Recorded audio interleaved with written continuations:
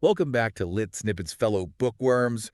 Today we're diving into I Will Teach You to Be Rich, the book by Ramit Sethi. Oh, a classic. Yeah. Now before we get started, I know the title might sound a little clickbaity, A little bit, yeah. but this isn't about like, winning the lottery or anything. No, no, no. It's more like how do you take control of your money, Yeah. and build like a solid foundation for your finances. Right. It's about long-term Yeah, exactly. strategy and habits. Yeah, and to help us break it all down, we've got our finance enthusiast with us today. So, Ah.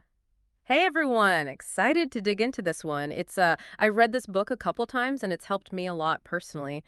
And I know a lot of people who've really benefited from Sethi's advice. that's awesome. And one of the things that really stood out to me was his emphasis on building a system, right? Yes, systems, not just willpower. Yeah, yeah. Like instead of those crazy restrictive budgets that I think most of us try and fail at. Yeah. Oh, yeah. I've been there. So many budget apps downloaded, used for a week, and then forgotten. Oh, totally. Like I'm the queen of the spreadsheet budget, Yeah. and it lasts for like 2 weeks Mm. max. Right. It's unsustainable. Yeah, and then life happens and it all goes out the window. Yeah. So this idea of like automating good habits so your money kind of manages itself was so appealing. It just makes so much more sense, to work with our natural tendencies rather than fight against them. Sethi argues that relying solely on willpower to manage your finances is setting yourself up for failure. Right. It's like he gets that we're human and we're going to slip up sometimes. Exactly. And one of the coolest things he does is he compares our relationship with food to our relationship with money. Oh yeah. That was a good one. Right. We often make impulsive decisions with both, right? Yeah. Like overspending or overeating, and then we feel guilty afterward. It's the same cycle. I remember that table in the book where he laid it all out. Oh, yeah, the one comparing bad money habits to bad eating habits? Yeah, yeah, that was like, whoa, okay, I see myself in both of these columns. Totally. It was such a powerful way to illustrate the parallels. It's all about recognizing those patterns and then putting systems in place to counteract them. Like instead of relying on willpower to avoid that extra cookie, you just don't buy the cookies in the first Right. place. You set yourself up for success. Exactly. And that kind of thinking applies to investing as well. Okay, so let's talk investing. I mean, that's a big one, right? Huge. And Sethi, he doesn't buy into all the hype about chasing hot stocks or trying to time the market. Yeah, that can be so overwhelming. Totally. And he argues that aiming for average returns is actually a fantastic strategy. Really? Like just average? That doesn't sound very exciting. I know, right? It sounds counterintuitive, but consistent long-term growth is really the key to building wealth. It's not about getting rich quick. It's about building something sustainable, I do remember he had that example in the book. I think it was like someone who starts investing early on. even with a small amount. Yeah, yeah. They actually end up like way richer than someone who starts later, even if they invest more. Right, like $60,000 richer.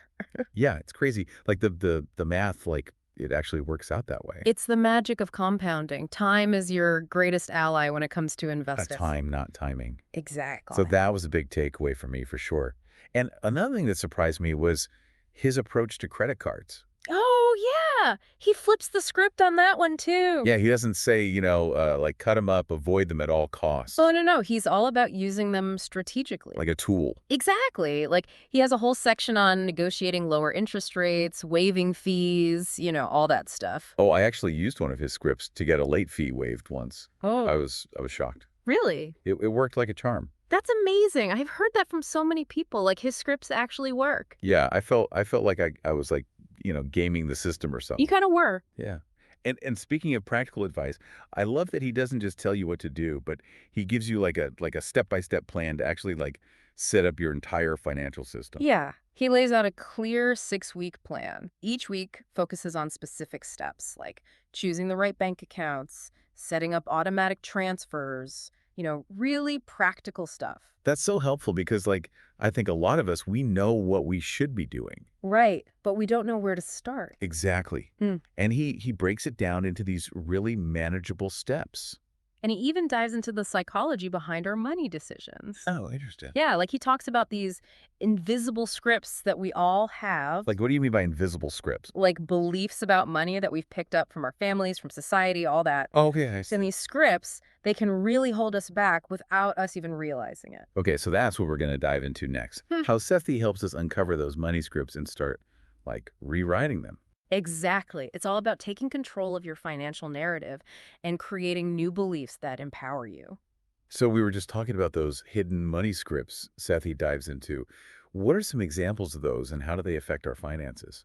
Oh, he talks about how, like, we often inherit these beliefs about money from, like, our upbringing, Yeah. or from society. Things like, rich people are greedy, Right, yeah. or money is the root of all evil. And these beliefs, they can, like, subconsciously sabotage your efforts to actually build wealth. Yeah, it's like you're working against yourself without even realizing it. Exactly. And Sethi, he encourages readers to, like, really identify those scripts and then challenge them. Okay. Like, you can actually rewrite those narratives and create new beliefs that empower you to take control of your I finances. love that because it's not just about like changing your behaviors, right? It's like you're actually Yeah. going deeper. Yeah. It's like a mindset shift. Yeah, it's a mindset shift. Absolutely. And then, once you've kind of addressed those underlying beliefs, Sethi gets into like really practical advice for tackling common financial challenges like debt. Okay. He's Yeah. got specific strategies for getting out of both credit card debt and student loan debt. I remember his advice on student loans like really surprised me Yeah. because I always thought like paying them off as quickly as possible was like the best strategy. Right, right. It seems intuitive. Yeah, yeah. But Sethi, he actually presents a more nuanced view, Yeah. He considers things like interest rates, the potential for investment growth. Yeah. And he argues that in some cases, investing a portion of your money while simultaneously making like consistent debt payments can actually be more beneficial in the long run. Oh, interesting. So it's like finding that balance. Exactly. It's about balance, Yeah. tackling the debt, but also like maximizing your earning potential. Gotcha. And for credit card debt, he gives a step-by-step guide for getting out of it. Includes things like, negotiating a lower APR with your credit card company, prioritizing which debts to pay off first. Okay. Really practical stuff. I love how he breaks down like even the most intimidating financial tasks into these like really manageable steps. Yes. It makes it so much less overwhelming. Right. It feels doable. Yeah. And he doesn't just focus on the practical side of things either. He also talks about the emotional weight that debt can carry. Yeah, for sure. I mean, debt can be so stressful. Absolutely. He talks about the guilt, the shame that can often accompany debt, and he offers strategies for coping with those feelings. It's a good reminder that like personal finance is as much about like mindset Yes. as it is about the numbers. Completely agree. And Sethi, he doesn't stop at just like getting your finances in order right. He Right. goes beyond the basics and explores how you can use your money to actually build a rich life. Okay. And that's not just about like having a lot of money in the bank, Right. right? No, no, no. It's about like aligning your spending with your values, investing in experiences that bring you joy, creating a life that feels rich and fulfilling. Yeah. It's about more than just the numbers. And that's where I think his concept of conscious spending comes in. Ah, yes. Conscious spending. Yeah. Tell me about it. So what is that? Explain that a little bit. Okay, so conscious spending, it's not about depriving yourself, it's Right. about being intentional with your money. Like, identify what truly matters to you and spend generously on those things, Okay. and then cut back ruthlessly on the things that don't align with your values. So it's not about like budgeting for every single thing. Yeah, no, no. It's more about like looking at the big picture. Exactly. Big picture. Make sure your spending actually reflects your priorities, not someone else's. Yeah, I like that. And he even gives the example of a friend of his who spends $21,000 a year going out to restaurants and bars. Right. Sounds extravagant, but it works for him because he's prioritized that experience within his overall budget. That's so interesting because it really shows how it's not about like deprivation. Yeah. It's about making choices Yeah, that align with your definition of a rich life. exactly. Your definition, not society's. Love it. Okay, so we've talked about like, getting out of debt, Mhm. conscious spending, but what about those really big financial milestones like buying a house, getting married? Oh, yeah. The big stuff. Sethi, he encourages readers to approach those decisions strategically, considering both the financial and the emotional implications. Okay.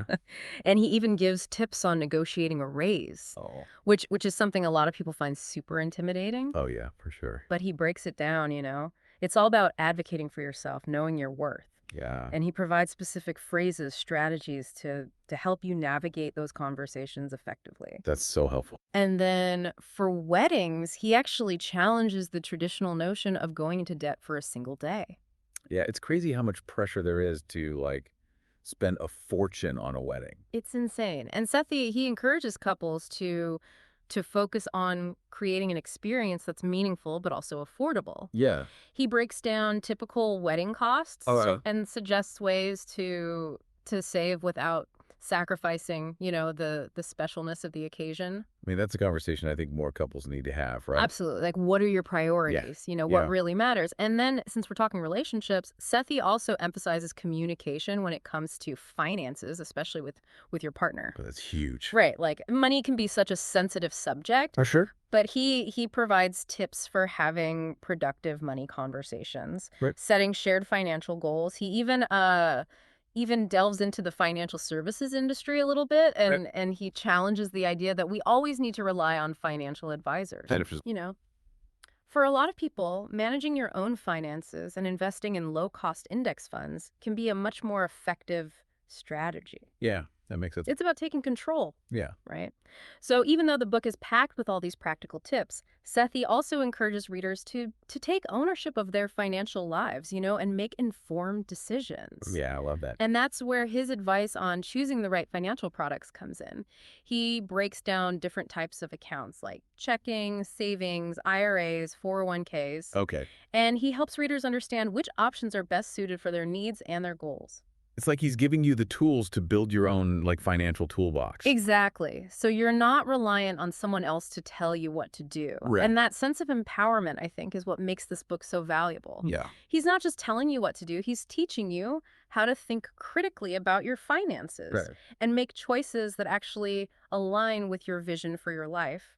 So if I Will Teach You to Be Rich is all about, like, taking control and designing a life you love, what are some of the, like, key takeaways that listeners can start implementing, like, today? So if I Will Teach You to Be Rich is all about, like, taking control and designing a life you love, what are some of the, like, key takeaways that listeners can start implementing, like, today? Well, I think one of the most powerful ideas in the book is the concept of automation. Oh, yeah, he talks about that a lot. Yeah. Sethi, he really emphasizes setting up automatic transfers for things like your savings, your bill payments, Yeah. even investments. So it takes the guesswork out of it and the emotion out of managing your money. Right, right. So you don't have to think about it as much. Exactly. It's like you're putting your finances on autopilot. I like that, and that kind of frees up your mental energy to focus on the things you actually enjoy. Exactly. Like spend your time thinking about, what you want to do on the weekend, not, stressing about whether you paid your credit card bill. Right, exactly, exactly. What else? What else stood out to you? Um, I would say another key takeaway is that idea of conscious spending, which Yeah. which we talked about a little bit. Yeah, yeah. And again, it's not about like penny pinching or depriving yourself. It's about Align. understanding your values Yeah. and then aligning your spending with those values. Okay, yeah. So like if travel is really important to you, you might choose to spend less on, I don't know, Yeah. clothes or eating out so you can afford that big trip. Exactly. It's Yeah. about making intentional choices, choices that reflect your priorities, not what society tells you should be spending money on. Yeah, I like that. It's like giving yourself permission to spend on the things you truly value. Exactly. And Sethi, he also encourages readers to negotiate for what they want, whether it's a lower interest rate on a credit card or a higher salary at work. Yeah, he's big on negotiating. Oh yeah. He provides scripts, strategies Oh, that's to helpful. help you advocate for yourself. Yeah, because I think a lot of people they get like scared to negotiate. Right. It feels uncomfortable. Yeah, but he makes it seem less scary. Totally. And lastly, I would say, Sethi really emphasizes the importance of investing early and consistently. Yeah, we talked about that whole compounding The thing. magic of compounding. Time is your best friend when it comes to investing. Yeah, like that example he gave about the person who starts investing early, Hmm. even with a small amount, they end up wealthier than the person who starts later, Right. even if they put in more money. Yeah. It's mind-blowing how powerful that is. Totally. So I think, what we've talked about today, it's really clear that I Will Teach You to Be Rich is it's more than just a personal finance book. Oh, absolutely. It's like it's a blueprint for creating a life of abundance and fulfillment. I love that. A blueprint. Yeah. You know, it's about shifting your mindset, building those good habits, making choices that really align with your values. And ultimately defining what rich means to you, you know? Yeah, yeah. It's not just about the money. Beyond the dollars and cents. I Exactly. love it. Well, this has been such a great conversation. Thank you so much for breaking down I Will Teach You to Be Rich with us. Of course. Yeah. It's always fun to talk about this stuff. Yeah, and I really encourage all of our listeners, if you haven't read this book yet, definitely check it out. It's a game changer for sure. Yeah, I think there's something in there for everyone, no matter where you are in your financial journey. Absolutely. Awesome. Well, happy reading, everyone.